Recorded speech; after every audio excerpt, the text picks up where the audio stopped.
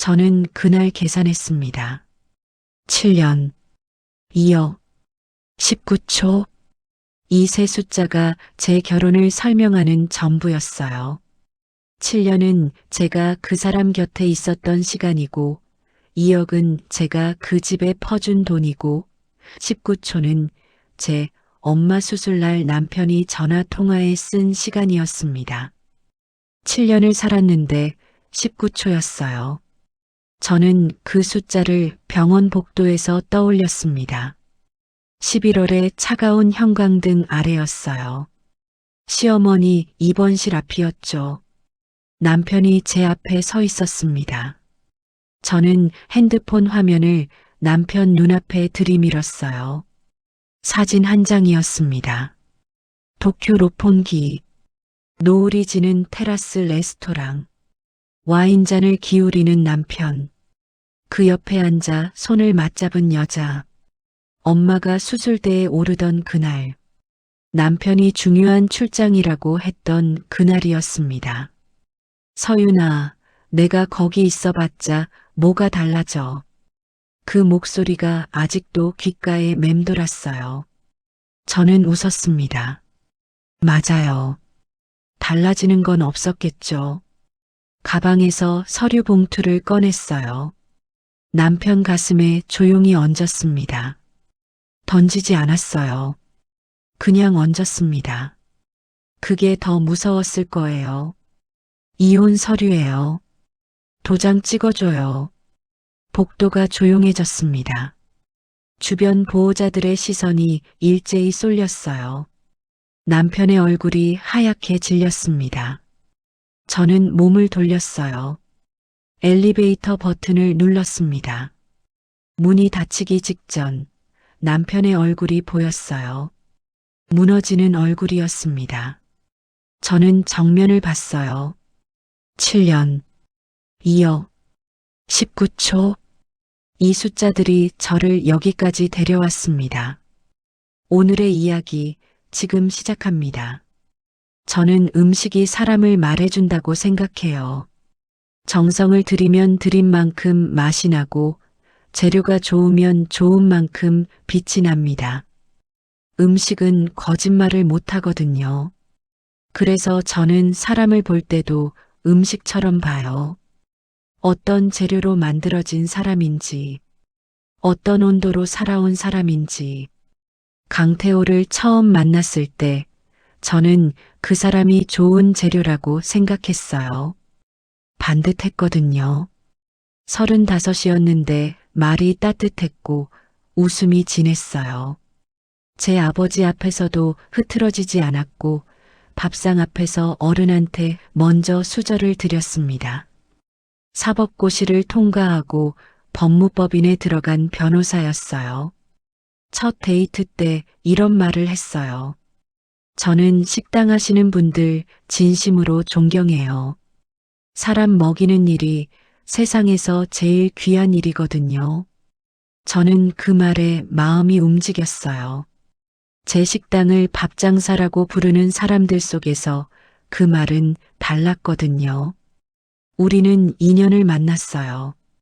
그 2년 동안 태호는 한 번도 저를 실망시키지 않았습니다. 제가 늦게까지 일하는 날엔 식당 앞에서 기다렸고, 힘든 날엔 말없이 옆에 앉아 있었고, 제 아버지가 갑자기 부산에서 올라오신 날엔 직접 차를 몰고 마중을 나갔어요. 친구들은 다들 말했습니다. 서윤아, 너 진짜 잘 만났다. 저도 그렇게 믿었어요.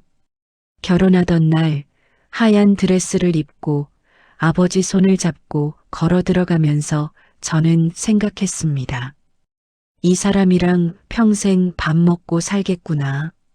매일 아침같이 밥 먹고 저녁에 같이 식탁에 앉고 힘든 날엔 따뜻한 국물 한 그릇 앞에 두고 얘기 나누는 것. 소박하지만 단단한 삶이요. 근데 저는 몰랐어요. 아무리 좋아 보여도 속이 상한 재료가 있다는 걸요. 겉에서는 절대 모르는 거예요. 잘나봐야 알 수 있어요. 안녕하세요. 저는 이서윤입니다. 서울 청담동에서 한정식당 윤서를 운영하고 있어요. 케이터링 사업도 함께 하고 있죠. 올해 38입니다. 친정 아버지는 부산에서 식품 유통 사업을 하세요.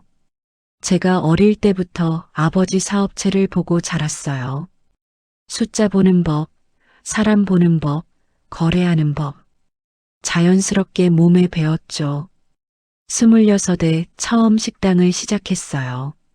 아버지가 가게 하나를 내주시겠다고 했는데 저는 그게 부담스러웠습니다. 그래서 아버지한테 빌린 돈으로 시작했어요. 이자도 꼬박꼬박 드렸고 3년 만에 다 갚았습니다. 지금 윤서는 예약이 2달 대기예요.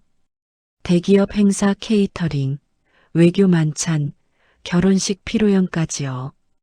작년엔 미슐랭 빅구르망에 올랐어요. 시어머니는 저를 처음부터 밥장사라고 부르셨습니다.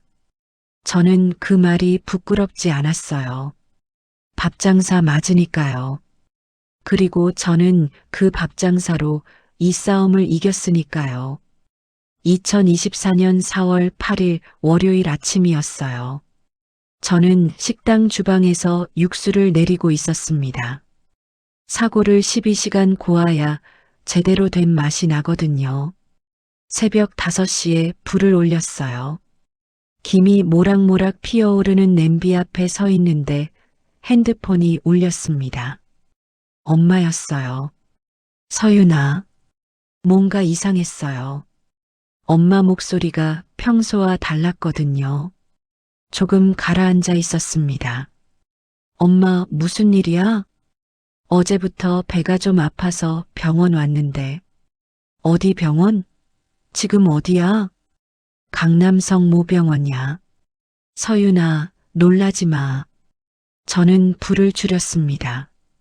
담낭이래. 담석이 너무 커져서 입원해 수술해야 한대.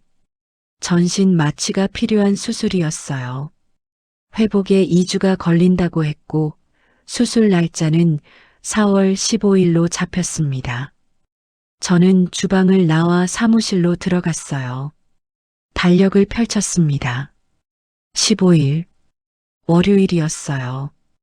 그리고 남편한테 전화를 걸었습니다. 신호가 3번 울린 뒤에 받았어요. 응, 서윤아.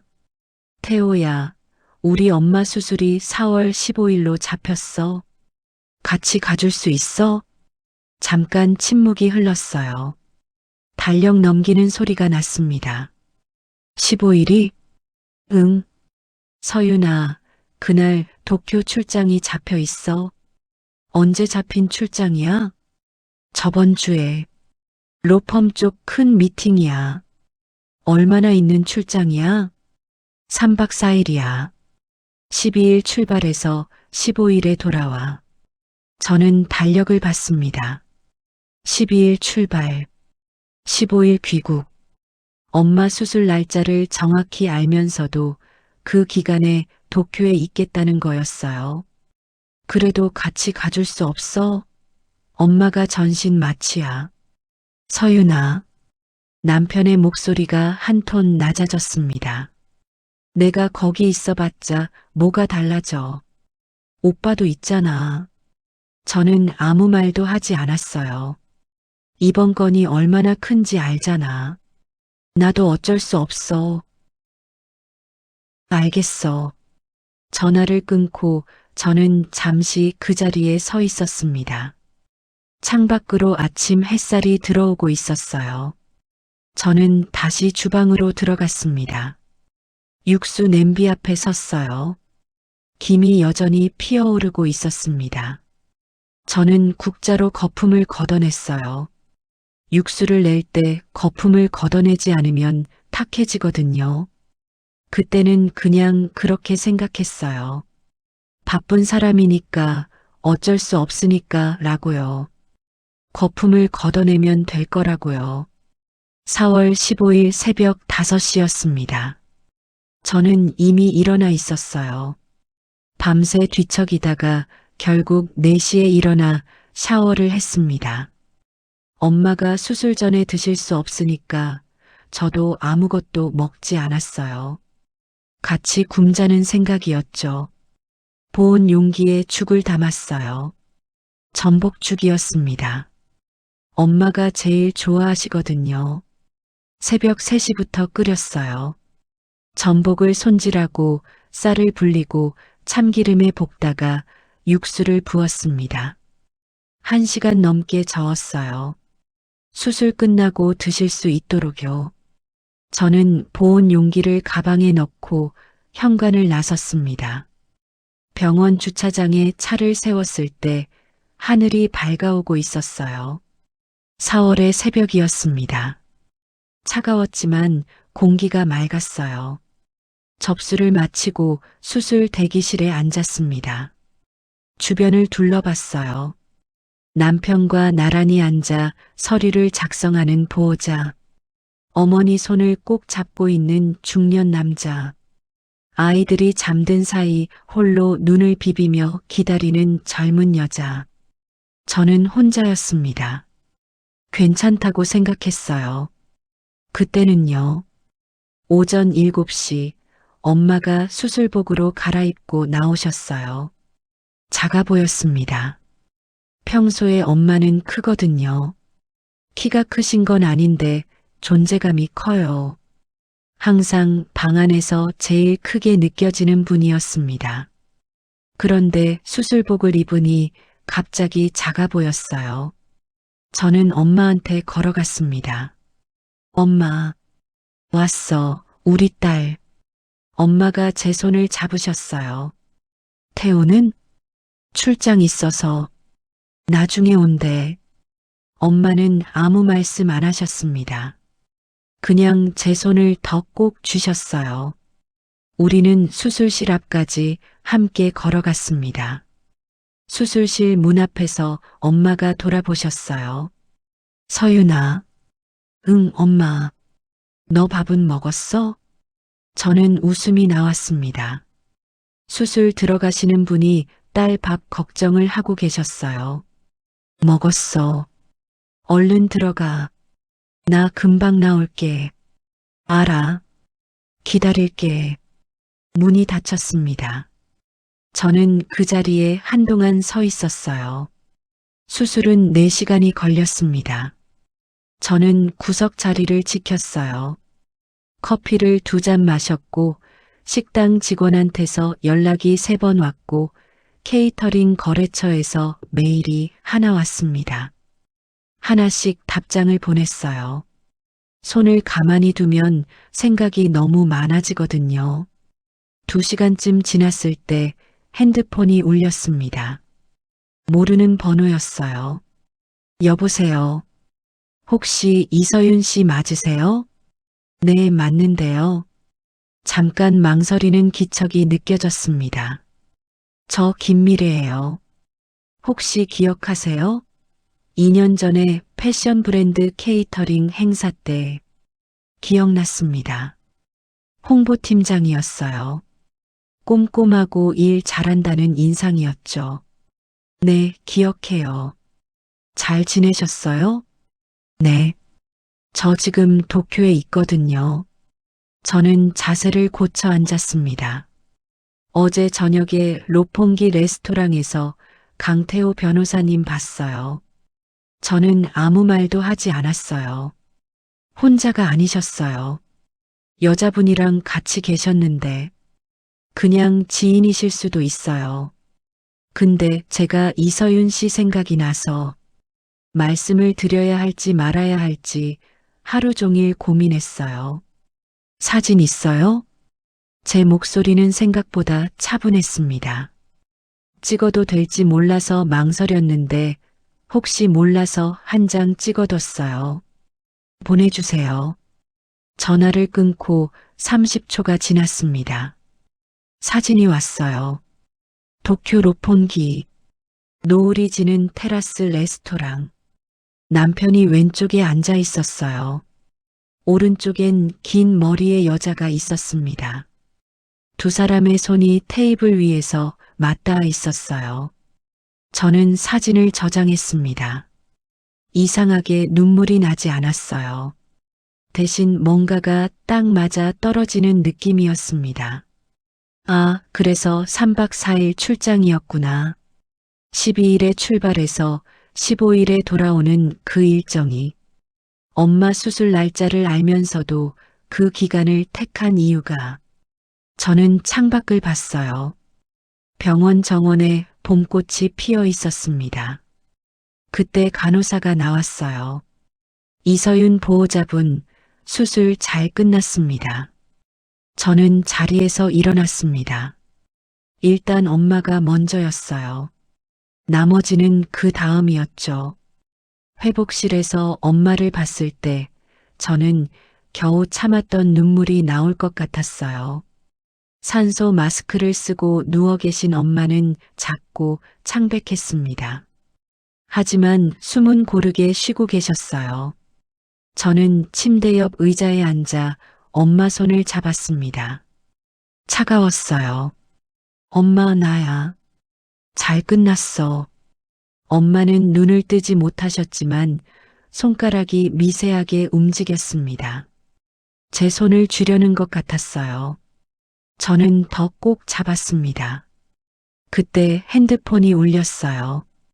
남편이었습니다. 수술 끝났어? 응, 잘 끝났어. 다행이네. 다행이네. 세 글자였어요. 나 저녁 늦게 들어와. 미팅이 길어질 것 같아. 그래. 툭. 전화가 끊겼습니다. 통화 시간 19초였어요. 저는 핸드폰을 가방에 넣었습니다. 엄마 손을 다시 잡았어요. 오늘 하루만큼은 아무 생각도 하지 말자. 엄마 손만 잡고 있자. 그리고 그렇게 했습니다. 남편은 그날 밤 11시가 넘어서 들어왔어요. 저는 거실 불을 끄고 소파에 앉아 있었습니다. 앉았어? 남편은 재킷을 벗으며 들어왔습니다. 냉장고를 열어 맥주를 꺼냈어요. 엄마는 입원했어? 응, 며칠 있어야 해. 고생했어. 고생했어. 새벽 5시 병원 주차장. 수술실 앞 긴 복도. 4시간을 혼자 기다리던 대기실. 엄마의 차가운 손. 고생했어. 그 한마디로 끝이었습니다. 여보. 응? 도쿄 어땠어? 그냥. 미팅이 좀 길었어. 롯폰기 쪽 레스토랑에서 했는데. 롯폰기. 본인 입으로 말했어요. 저는 미소를 지었습니다. 남편은 그 미소의 의미를 몰랐겠죠. 피곤하겠다. 자, 저는 침실로 들어갔어요. 침대에 누워 천장을 봤습니다. 눈물은 여전히 나지 않았습니다. 대신 머릿속이 조용하고 차갑게 돌아가기 시작했어요. 일단 지켜보자. 확실하게 알고 나서 움직이자. 시댁에서 연락이 온 건 그로부터 사흘 뒤였습니다. 이번 주 토요일에 집에 와라. 시동생도 오고 얘기 좀 나누자. 네, 어머니. 가겠습니다. 결혼하고 2달이 지났을 때였습니다. 시어머니가 저를 따로 부르셨어요. 서윤아, 우리 태준이가 카페를 해보고 싶대. 꿈이 있는 아이야. 근데 시드머니가 좀 필요한데. 저는 그때 망설이지 않았어요. 가족이었으니까요. 얼마나 필요해요? 8천만 원만 있으면 된대. 저는 다음날 계좌로 보냈습니다. 아버지한테 말씀드렸더니 한숨을 쉬셨어요. 서윤아, 그 돈 못 받는다. 아버지, 가족인데요. 카페는 1년 2개월 만에 문을 닫았어요. 8천만 원은 그렇게 사라졌습니다. 두 번째는 결혼 5년 차였어요. 서윤아, 우리가 태호 로스쿨 보내느라 얼마나 고생했는지 알아? 그 아들이랑 사는 며느리면 이 정도는 해줄 수 있지 않겠어. 남편도 옆에서 말했습니다. 서윤아, 가족인데 이번 한 번만. 아버지한테 전화했어요. 서윤아, 그 집은 내가 ATM이니? 아버지, 가족인데요. 가족이 그렇게 손 벌리면 안 되는 거야. 저는 아버지 말씀을 듣지 않았습니다. 1억 2천을 계좌로 보냈어요. 의류 사업은 2년을 버텼습니다. 결국 망했어요. 돈은 돌아오지 않았습니다. 토요일 오후 일산시댁에 도착했습니다. 테이블 위에 노트 한 권이 놓여 있었어요. 강태호 관련 지출내역. 며느리 관련이 아니었습니다. 아들 관련이었어요. 시어머니가 노트를 펼치셨어요. 대학교 등록금 4년, 2,800만 원, 로스쿨 학비 2년, 3,600만 원, 사법고시 준비생활비 3년, 5,400만 원, 결혼 예물 지원 2천만 원, 다 합치면 1억 4천이야. 저는 노트를 봤어요. 그런데 이상한 게 있었습니다. 카페 창업 자금 8천만 원, 의류 사업 자금 1억 2천만 원, 합계 2억. 그 두 줄이 노트 어디에도 없었습니다. 며느리가 준 돈은 기록하지 않았어요. 받은 건 당연한 거니까요. 저는 웃음이 나올 뻔했습니다. 태준이 끼어들었어요. 형수님, 저 이번에 사업 좀 해보려고요. 얼마요? 5천이면 되는데요. 사업 계획서 있어요? 그런 것까지요? 가족끼리도 5천이면 계획서가 있어야죠. 시어머니가 목소리를 높이셨어요. 서윤아, 우리 태준이 못 믿어? 어머니, 저 태준 씨한테 지금까지 얼마 줬는지 아세요? 카페 자금 8천, 의류 사업 자금 1억 2천, 합계 2억이에요. 거실이 조용해졌습니다. 근데 어머니 노트에 그 돈은 한 줄도 없더라고요. 그건 태준이한테 준 거지 우리한테 준 게 아니잖아. 태준 씨가 어머니 아들 아닌가요? 시어머니가 할 말을 잃으셨습니다. 저는 일어났어요. 생각해 볼게요. 속으로는 다른 생각을 하고 있었어요. 노트가 증거가 될 거야.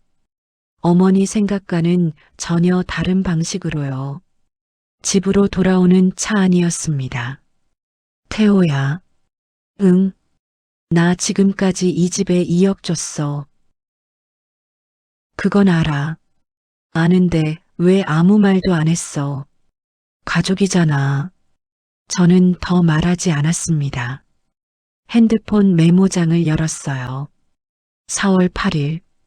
도쿄 출장 통보. 3박 4일.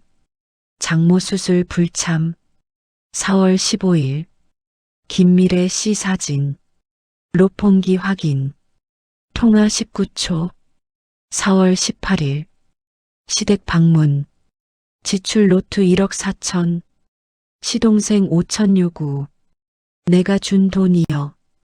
노트에 없음. 짧은 문장들이었어요.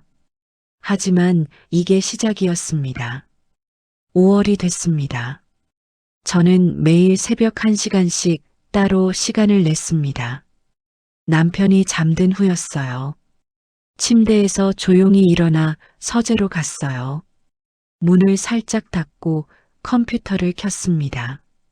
파일 이름은 신메뉴 개발 노트로 해뒀습니다. 누가 봐도 식당 업무 파일처럼 보이도록요. 이 파일을 세 곳에 백업해뒀어요. 컴퓨터, USB, 그리고 제 이름으로만 아는 클라우드 계정이었습니다. 첫 번째로 확인한 건 카드 내역이었습니다. 명세서를 2년치 뽑았어요. 패턴이 보이기 시작했습니다. 제가 바쁜 날들마다 남편 카드에서 이상한 내역이 찍혀 있었어요. 2022년 11월 부산 케이터링 행사로 제가 내려간 주말. 남편 카드. 제주 신라 호텔. 2인실. 2023년 3월. 제가 아버지 뵈러 부산 내려간 주말. 남편 카드. 강남 청담동 레스토랑. 코스 요리 2인분. 와인 2잔. 2023년 8월. 식당 리뉴얼로 제가 정신없던 한 주. 남편 카드. 홍콩 마르코폴로 호텔. 2박. 저는 하나씩 엑셀에 옮겼습니다. 행이 쌓일수록 패턴이 선명해졌어요. 제가 없는 날마다 움직였구나. 요리사는 재료를 손질할 때 감정이 개입되면 안 됩니다. 칼이 흔들리거든요. 두 번째는 법인 카드 내역이었습니다. 서재 서랍에 명세서가 있었어요. 따로 잠그지 않았습니다. 도쿄 출장권이 나왔어요. 항공권은 법인 카드로 결제됐습니다. 그런데 호텔이 달랐어요. 파크 하얏트 도쿄 1박 92만 원, 3박 총 276만 원. 결제 카드는 남편 개인 카드였습니다. 법인 출장이면 호텔도 법인 카드로 결제하는 게 맞아요. 저는 메모했습니다. 호텔 개인 카드 결제, 법인 출장 아닐 가능성. 서랍에 명세서를 원래 각도 그대로 다시 넣었어요. 내연녀 정체를 파악한 건 6월 초였습니다. 케이터링 거래처 담당자가 바뀌었다는 연락이 왔어요. 최윤아, 법무법인 한강 마케팅팀 대리. 남편 회사 직원이었어요. 인스타그램 공개 계정을 찾았습니다. 피드를 내려가다 손이 멈췄어요. 4월 13일 사진이었습니다. 도쿄 롯본기, 노을 지는 테라스, 레드와인. 김미래 씨가 보내준 사진 속 그 레스토랑이었어요. 남편이 도쿄에 있던 기간이었습니다. 2월 사진도 있었어요. 제주도, 커피 2잔. 그날 남편은 친구들이랑 제주도 간다고 했었습니다. 커피가 2잔이었어요. 날짜가 전부 맞아떨어졌습니다. 7월이었어요. 케이터링 미팅 담당자로 최윤아가 나왔습니다. 저는 직접 나가기로 했어요. 보고 싶었거든요. 어떤 사람인지. 단정하고 말을 잘했습니다. 일 잘하는 사람이었어요. 이상하게 더 씁쓸했습니다. 담당 변호사분들이 많이 까다로우시던가요? 강태호 변호사님은 그나마 나은 편이에요. 강태호 변호사님, 자연스럽게요. 거리낌 없이요. 직장 상사를 말하는 말투가 아니었습니다. 익숙한 사람을 말하는 말투였어요. 8월 말이었습니다. 남편 카드에서 명품 결제 항목들이 보였어요. 루이비통 280만 원, 샤넬 920만 원, 에르메스 1800만 원. 전부 제 손에 온 적 없는 것들이었어요. 저는 명절에 시댁 용돈 50만 원 봉투 챙기면서 살았는데 남편 카드에선 그 돈이 한 번에 나가고 있었습니다. 루이비통 결제일, 최윤아 인스타의 새 가방 사진, 샤넬 결제일, 선물 받았어요 캡션. 그런데 에르메스 결제일이 이상했어요. 남편이 그날 저한테 했던 말이 기억났습니다. 오늘 야근이야. 늦게 들어와. 에르메스 백화점 결제. 그리고 청담동 이탈리안 레스토랑 결제. 그 레스토랑 인스타 태그를 뒤졌습니다. 같은 날이었어요. 최윤아였습니다. 모르는 남자와 함께 찍힌 사진. 남편이 아니었습니다. 테이블에 에르메스 쇼핑백, 카드 영수증 끝자리. 남편 카드 끝자리였어요. 에르메스를 사줬는데 그날 저녁 다른 남자랑 그 가방 들고 레스토랑에 갔구나. 남편 카드로. 저는 파일에 캡처를 추가했습니다. 그리고 생각했어요. 남편도 당하고 있었구나. 근데 그게 내 문제는 아니야. 당신이 뿌린 거니까. 며칠 후였어요. 서재에서 법인 서류 사이에 낯선 서류를 발견했습니다. 전세 계약서, 소재지, 서울 서초구 반포동, 임차인, 최윤아, 임대차 보증금, 5억 원, 계약일, 2023년 3월, 현금 지급 2억 원. 저는 사진을 찍었어요. 그리고 원래 자리에 정확하게 꽂아뒀습니다. 거실로 나왔어요. 남편이 TV를 보고 있었습니다. 뭐 찾았어? 아니, 케이터링 서류 있나 해서. 저는 남편 옆에 앉았어요. TV를 같이 봤습니다. 남편이 웃었어요. 저도 따라 웃었습니다. 아무 일도 없는 것처럼요. 그날 밤 계산을 했습니다. 매달 생활비 200만 원, 2년, 4,800만 원, 루이비통 280만 원, 샤넬 920만 원, 에르메스 1,800만 원, 소개 3천만 원, 전세 보증금 현금 지급분 2억 원, 합계 2억 7,800만 원. 그런데 이상했어요. 남편 연봉 세후 2억 원으로는 이 돈이 안 나왔습니다. 통장 내역을 다시 봤어요. 2023년 2월 KB국민은행 신용대출 1억 5천만 원. 저한테 말하지 않은 대출이었습니다. 전세금 현금 2억, 대출 1억 5천, 나머지 5천은 모아둔 돈. 퍼즐이 맞아떨어졌어요. 파일을 저장했습니다. USB에 백업했어요. 클라우드에도 올렸습니다. 그리고 박지연 변호사에게 문자를 보냈어요. 추가 자료 나왔어요. 만나서 보여드릴게요. 9월 초였습니다. 박지연 변호사가 파일을 천천히 넘겼어요. 변호사 하셔도 되겠는데요. 저는 웃었습니다. 요리가 더 좋아요.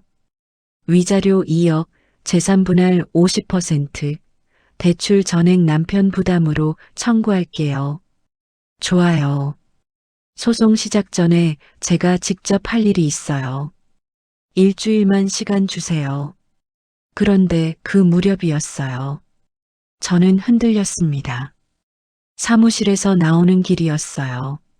차에 탔는데 시동을 걸지 못했습니다. 광화문 광장을 바라봤어요. 퇴근하는 사람들이 바삐 걸어가고 있었습니다. 내가 지금 뭘 하고 있는 거지? 저는 식당 사장이에요. 매일 육수 끓이고 재료 손질하고 손님 맞이하는 사람이었어요. 근데 3개월째 새벽마다 몰래 서재에 앉아 카드 내역을 뒤지고 있었습니다. 그냥 모른 척하면 어떨까 싶었어요. 남편은 돈을 잘 벌었고 생활은 불편하지 않았어요. 눈 감고 살면 되는 거 아닐까? 저는 핸드폰을 꺼냈습니다. 남편 번호를 눌렀어요. 통화 버튼 직전이었습니다. 그때 핸드폰이 먼저 울렸어요. 엄마였습니다. 서윤아, 저녁 먹었어? 저는 눈을 감았어요. 4월 15일이 떠올랐습니다. 수술복 입고 작아 보이시던 엄마. 수술실 앞에서 돌아보시며 하셨던 말씀. 서윤아, 너 밥은 먹었어? 그날 저는 혼자 대기실에 있었습니다. 남편은 도쿄에서 다른 여자 손잡고 와인 마시고 있었고요. 엄마가 수술대에서 생사를 오가는 동안 나는 대기실에서 혼자 19초짜리 전화 한 통 받으면서 괜찮다고 했어. 그게 괜찮은 거야? 눈물이 났습니다. 서윤아, 왜 말이 없어? 괜찮아? 응, 엄마. 괜찮아. 서윤아. 응. 엄마가 작년에 수술할 때 있잖아. 저는 눈물을 닦았어요.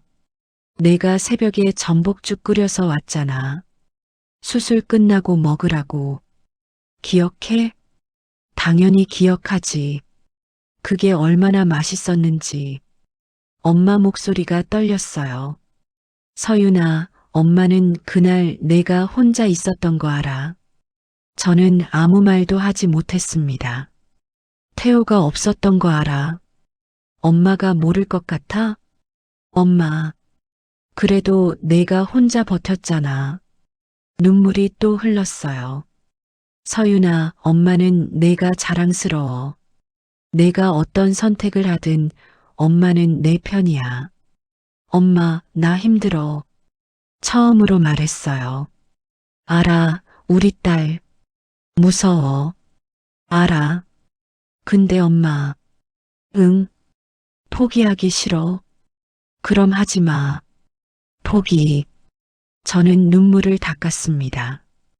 깊게 숨을 들이마셨어요. 엄마, 나 밥 먹고 올게. 그래. 맛있는 거 먹어. 응. 사랑해, 엄마. 나도 사랑해, 우리 딸. 전화를 끊었습니다. 눈물이 마를 때까지 차 안에 있었어요. 그리고 시동을 걸었습니다. 남편 번호는 누르지 않았어요. 집 근처 국밥집으로 향했습니다. 뜨끈한 국밥 한 그릇 먹고 다시 서재로 돌아갈 거였어요. 포기는 없었습니다. 엄마가 수술복 입고 돌아보며 제 밥 걱정했던 그 순간부터요. 이 싸움은 나 혼자가 아니라는 걸. 10월 어느 저녁이었어요. 남편이 좋아하는 갈비찜을 했습니다. 남편이 들어오더니 표정이 풀렸어요. 오, 갈비찜이야? 응. 앉아. 남편은 경계를 풀었습니다. 디저트로 과일을 내왔을 때 말했어요. 태호야, 나한테 솔직하게 말해줄 수 있어? 뭘? 요즘 다른 사람 만나고 있어? 침묵이 흘렀어요. 솔직하게 말해줘. 나 다 받아들일 수 있어. 남편이 한숨을 쉬었습니다. 미안해. 얼마나 됐어? 2년 됐어. 최윤아 씨. 남편이 굳었어요. 어떻게 알았어? 알고 있었어. 뭐래? 저는 자리에서 일어났어요. 주방으로 갔습니다. 수도꼭지를 틀었어요.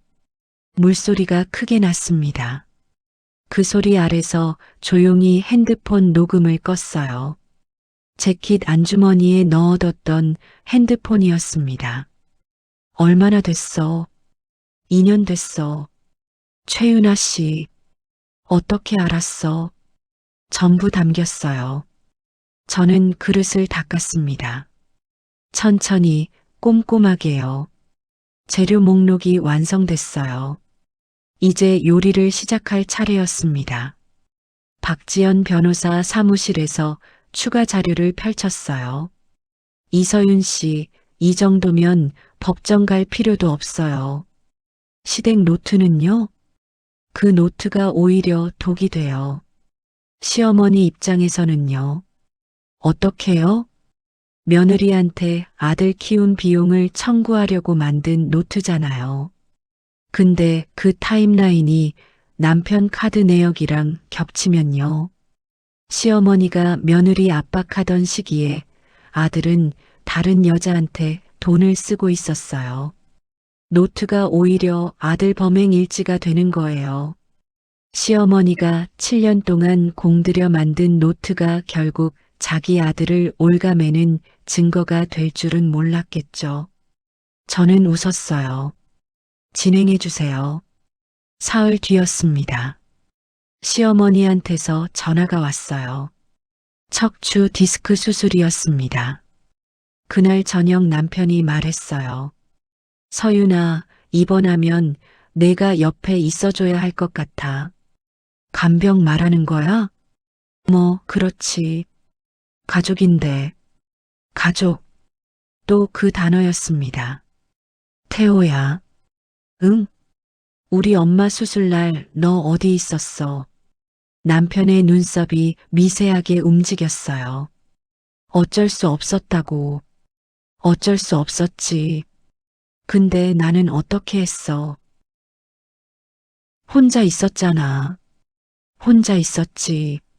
저는 일어났습니다. 간병인 알아봐.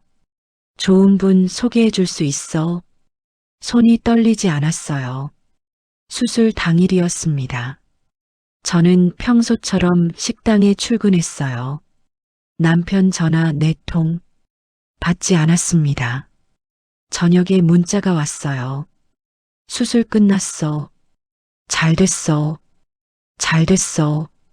4월 15일에 제가 받은 문자랑 똑같았습니다. 저는 가방을 들었어요. 병원으로 향했습니다. 병실 문을 열고 들어갔어요. 남편이 의자에 앉아 있었습니다. 태준도 있었어요. 시어머니가 누워 계셨어요. 저를 보시더니 말씀하셨습니다. 왔네. 네, 어머니. 저는 가방에서 봉투를 꺼냈어요. 어머니, 드릴 게 있어서 왔어요. 남편이 자리에서 일어났습니다. 서윤아, 그게 뭐야? 태호야, 4월 15일 기억해? 그게 지금 왜 나와? 엄마 수술날 당신이 어디 있었는지 어머니는 알아? 병실이 조용해졌습니다. 시어머니가 봉투를 여셨어요. 첫 번째 장, 파크 하얏트 도쿄, 개인 카드 결제, 3박 276만 원. 두 번째 장, 최윤아 계좌 이체 내역, 매달 200만 원, 2년치. 세 번째 장, 전세 계약서, 임차인 최윤아, 보증금 5억, 현금 2억. 네 번째 장, 신용대출 1억 5천만 원. 다섯 번째 장, 명품 결제 내역, 루이비통 280만 원, 샤넬 920만 원, 에르메스 1800만 원. 마지막 장, 녹취 파일. 얼마나 됐어? 2년 됐어. 최윤아 씨, 어떻게 알았어? 시어머니의 손이 떨렸습니다. 이게 사실이야? 남편이 고개를 숙였어요. 그게 대답이었습니다. 저는 가방을 들었어요. 어머니, 간병인은 제가 좋은 분 소개해 드릴게요. 잠깐 멈췄습니다. 노트 기억하세요? 그 노트가 법정에서 증거로 쓰일 거예요. 어머니 의도와는 다른 방식으로요. 그리고 마지막으로 말했어요. 어머니, 저 이 집에 2억 줬어요. 태준 씨 카페 8천, 의류 사업 1억 2천. 돌려달라는 게 아니에요. 그냥 알아주셨으면 해서요. 제가 이 가족한테 어떻게 했는지. 시어머니의 눈이 흔들렸습니다. 저는 몸을 돌렸어요. 복도를 걷는데 남편이 뒤따라 나왔습니다. 서윤아, 잠깐만. 저는 걸음을 멈추지 않았어요. 남편이 제 앞으로 돌아섰습니다. 목소리를 낮췄어요. 이러지 마. 내가 다 정리할게. 윤아도 끊을게. 제발. 저는 남편을 봤습니다. 7년이었어요. 처음 만났을 때 반듯하고 따뜻했던 그 사람이었어요. 지금은 복도 한가운데서 목소리를 낮추고 있었습니다. 태호야. 응. 말해. 4월 15일 아침에 나 혼자 병원 주차장에 서 있었어. 새벽 5시였어. 전복죽 들고. 혼자. 남편이 시선을 피했어요. 그날 당신은 도쿄였지. 3박 4일 출장으로. 최윤아 씨랑. 서윤아. 엄마 손잡고 수술실 앞에 있는데 당신한테 전화했어. 기억해? 통화 시간이 얼마였는지 알아? 19초였어. 복도가 조용해졌어요. 나는 그 19초가 아직도 기억나. 그러니까 이제 우리 끝내자. 저는 남편 옆을 지나쳤습니다. 엘리베이터 버튼을 눌렀어요. 문이 열렸습니다. 닫히는 문 사이로 남편의 얼굴이 보였어요. 무너지는 얼굴이었습니다. 저는 정면을 봤어요. 참아. 다 끝나고 나서 울어. 문이 완전히 닫혔습니다. 12월이었습니다. 이혼 확정. 위자료 2억 원. 재산 분할 50%. 대출 전액 남편 부담. 저는 판결문을 받아들고 법원 계단을 내려왔습니다. 12월의 햇살이 차가웠어요. 하지만 따뜻하게 느껴졌습니다. 이제 뭐 하실 거예요? 저는 하늘을 봤습니다. 밥 해야죠. 배고프네요. 소식들이 들려왔어요. 남편 강태호는 법무법인에서 나왔습니다. 그리고 한 달 뒤였어요. 최윤아가 잠수를 탔습니다. 전세 보증금을 돌려줬더니 그게 마지막이었어요.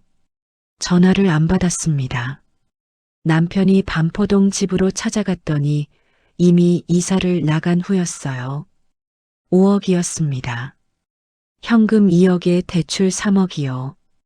대출은 최윤아 명의였으니까 갚아야 하는 돈이었는데 갚지 않았어요. 그냥 5억을 들고 사라진 거였습니다. 남편이 법적으로 대응하려 했어요.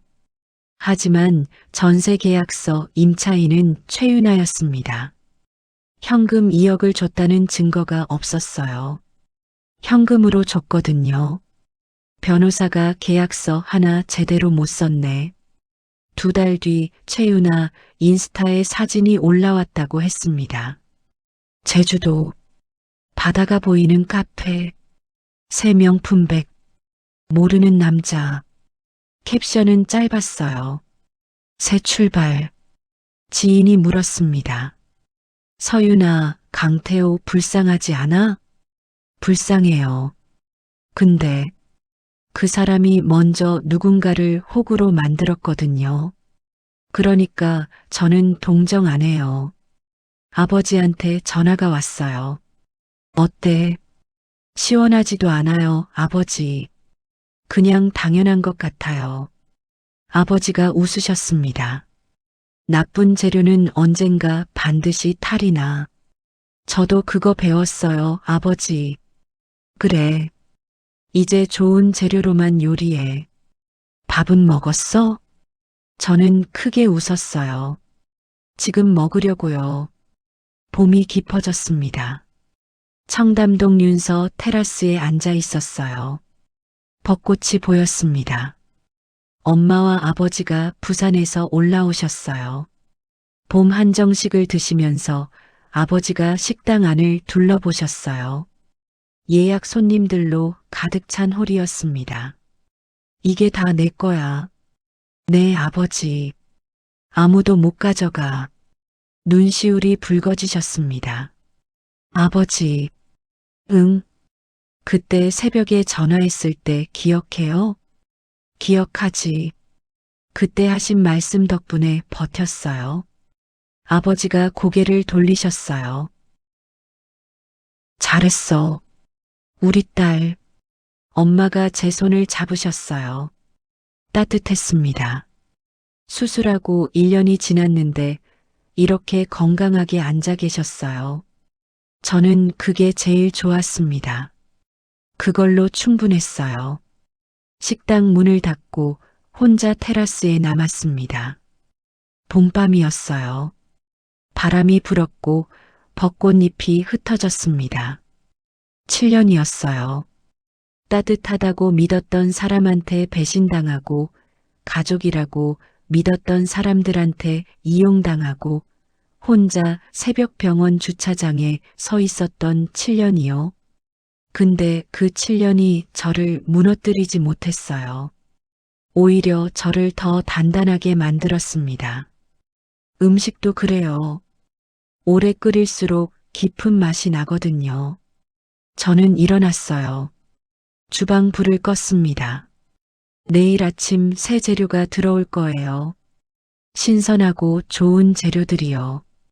저는 그걸로 오늘보다 더 맛있는 음식을 만들 거예요. 그게 이서윤이었으니까요. 시청해 주셔서 감사합니다. 구독과 좋아요는 초보 유튜버인 저에게 너무나 큰 힘이 됩니다. 다음에 조금 더 좋은 이야기로 찾아뵙겠습니다.